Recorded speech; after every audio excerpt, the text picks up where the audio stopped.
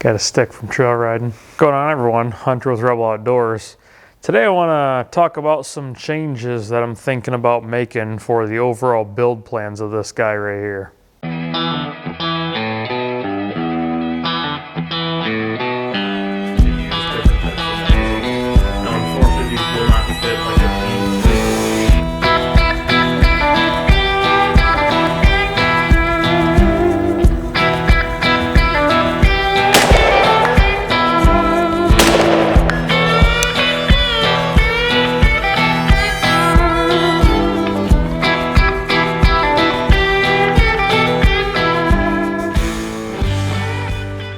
So if you're part of the Jeep community, obviously I'm sure you more than likely have a custom name for your Jeep. And I named this Tombstone because, well, it's a gray color and, you know, almost died in a crash, which is cool. But I like to bow hunt, so I'm looking at getting a new Hoyt in the gray color, which is called Tombstone. So that's kind of where I got the idea from this. If you're not following me on Facebook, Instagram, TikTok, you should be. But you probably might have heard me talk about doing a kind of build theme with this thing. And for those of you who have not been following for a while, you know that I'm a pretty big nerd. Super big Halo guy. So originally I was gonna name this the Razorback because I really like Halo and gray like a Razorback. But for whatever reason, I decided to do the Tombstone thing, so that's gonna be change number one. Now, I've been debating a lot on like suspension, how I wanna build the back out. I did just complete the jaw system in the back, which once I am completely done with that and have that figured out, I will release a video on that, so stay tuned. But I've really been trying to figure out a boundary between what I want to do with the Jeep and the practicality aspect of it. And I think that's one thing that a lot of people struggle with when they build a vehicle. Is like, I like to go hit the harder trails, but unfortunately, hard trails are very far away. I live in West Michigan, and the hardest trail that I know of in the area, used to be Marblehead before they destroyed that, rip, but is Cliff Mine, and I literally did that in the core video, which hopefully will be coming out next week. I'm about to head to Overland the Red this week, so I want to do a short, quick video for you guys, but next week should be the core video, so you'll see that. And this thing's just stock on 35s, nothing crazy going on. But in reality, where I live and even the majority of the things I'll do around this area, even reaching out to a couple different states, I'm sure I'll be fine. When I go to Overland the Red this week and do some of the more difficult trails down there, that's really going to cement kind of these ideas that I'm having about what I want to do with this thing suspension wise. So while I'm on the topic, I'll start there. Now originally I wanted to do like a full TerraFlex build, do their short arm kit, their Alpine IR control arms, you know, the works, Falcon shock. And the cost on that, of course, for a premium lift kit was crazy. You know, the one that I had on the Ram was very expensive, but it was very high quality because my intentions were to go do these hard trails and really go out and adventure and be out west and things like that. Well, of course, being an adult, you have work, you have life, have kids now, all those fun things really didn't allow me to go do all the things that I intended to do with that build. And I've been talking to a bunch of different people about like doing the TerraFlex, and they always recommend the Clayton one. And I know a lot of people that really wheel their Jeep have a Clayton suspension system. And I'm sure it would be absolutely phenomenal. The only downside is with that, of course, you do have to pick your own shocks, which is cool. And I can still go with the Falcons in that regard. But as far as like the actual kit itself, it doesn't really look like there's a whole lot going on there. You get like new control arms and some springs and brake lines extensions and a couple other little pieces, and that's about it. One thing I've also been looking at doing is the AEV lift, because I know their springs, their heavy duty springs, are probably one of the best on the market for like the Jeep Overland build, right? Being able to handle all that extra weight. One thing that's cool about them, other than them also being in Michigan, is they reuse a lot of the factory components, which is a double-edged sword, right? Like, are they gonna be as tough as like the Clayton arms? No. The bright side though is if you are out in BFE and have some issues, chances are you'll be able to go to a dealership and get a part like that. So that's kind of been a big consideration for me there. And of course, cost-wise too, trying to keep the cost down on this thing and not go completely overboard.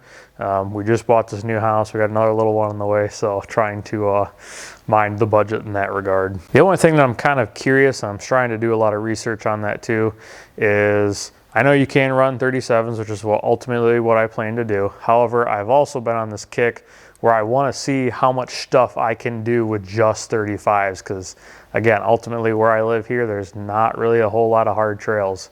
I either have to go down to Kentucky and do some stuff down there, or I got to go, you know, out west into the mountains, which is at least a 2, if not 3 day trip. Because of course you got to go down and around the lake to get out west. And the ferry is about the same amount of time it takes to drive, and it's more expensive, so that's why I don't do the ferry.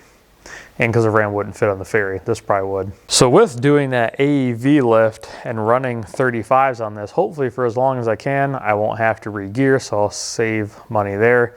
The kit is significantly cheaper than like how I would build out a Clayton lift or even the TerraFlex one, so that's another plus. I hear good things about that kit and the load handling.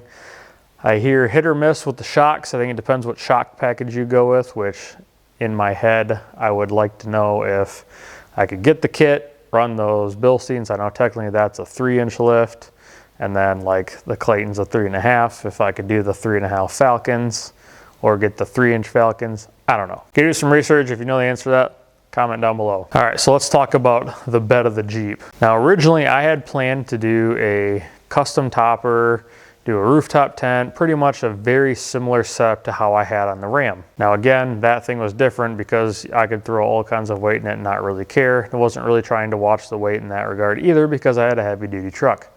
With this thing, I'm really trying to watch the weight and try to be as smart with that as possible so I'm not overloading my vehicle. And of course, it's not just for wear and tear on parts, but trying to get good fuel economy, which like, oh, you drive a Jeep. Yeah, and I have a lot of things strapped, but so far, even with the 35s, not re-gearing, I'm getting pretty good gas mileage, so I'm going to try to save that for as long as possible because I drive a lot. But having the opportunity to check out one of those Alucab toppers, I was like, man, this is really cool. And my buddy who was going to build the topper for me was like, you know, I can get these and, you know, they got all these extra features and probably be about the same, and really kind of convinced me that like, all right, maybe I'll do that route, you know. And looking into like all those features, and I was really amped about doing that. But again, kind of going to the saving weight aspect, I was just trying to shop around and see what else is out there. Seen the OVS topper for like $1,000 cheaper or a couple grand cheaper, whatever it was. But it was made of stainless steel, so it was like significantly heavier, and then it didn't even have as good of like the dynamic load carrying capacity as like the Alucab one. So I continue shopping around and I find the GFC topper and I was like, oh, okay, that's pretty cool. Super lightweight, super strong. Doesn't have as much features, but again, like trying to watch the weight, keep the center of gravity low. That's why I'm not doing like a swing out. I'm going to keep a spare under the bed. But at the same time, like I have this problem with color matching things. So you can get those color matched. So I was like, oh, that's pretty cool. Or I should say close to it. But that's another thing that really stuck out in my head. The cost was a little bit more than like the Alucab, but you got to take into account like GFC is made in America, Alucab's made overseas. Got to have a high shipping cost. And even for the GFC, I could go pick it up somewhere for cheaper than what I could get the Alucab shipped over here for. And I'm always a big proponent of trying to buy America. I know usually you end up paying a little bit more, but typically it's a lot better quality than some of the other things that you can get. And I just really try to keep my money here if possible.